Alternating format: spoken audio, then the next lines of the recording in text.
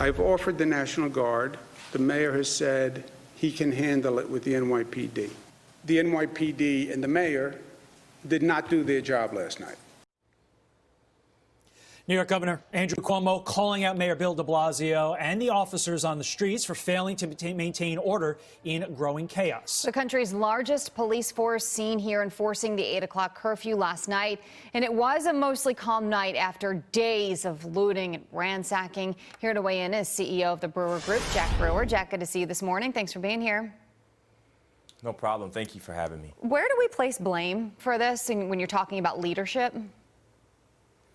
I mean, you know, blame is not a good word, I don't think, to use. Okay. But I think right now you can see that we have a lot of leaders around our country who just haven't been led by the Spirit and haven't been led by the Spirit of God. And the reason I say that is because, you know, policies that people have been putting in place for decades now are adding fuel to the fire that we're seeing before our own eyes. I mean, you have politicians that are talking out of both sides of their mouth. I mean, it's just sad to see what's going on in New York. You know, the president came out and offered support federally, but a lot of these politicians wanted to play politics, and it's not that time. And you don't have to agree with everything the president says or the governor say, but this is a time for these leaders. They have an obligation to the people to work together, but to sit back and make decisions after 3 or 4 days of your city being burned up or looted is just not right. You know, you can't play Monday morning quarterback. As a leader, you have to step up, make quick, fast decisions in times of crisis like this.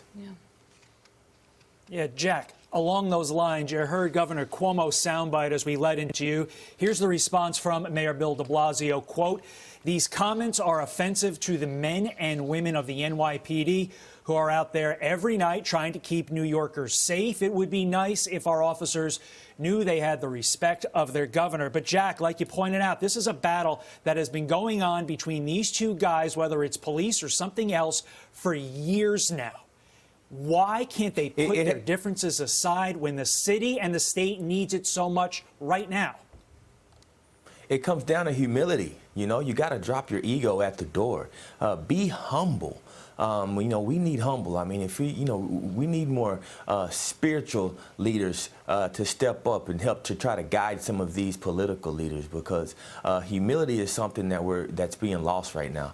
They're letting their egos really run this. They're worrying about politics. They're worrying about the ratings. They're worrying about what they can raise money off of for their political campaigns. All those things don't matter at this point. What matters is protecting people. What matters is mourning the life of George Floyd, right, and helping this nation heal. And these leaders just aren't doing that, unfortunately, right now in some of the most major cities across America. And you have an op-ed on that people can read, and it says, here's what this generation of progressive leaders is lacking. Your final word before we go on this op-ed.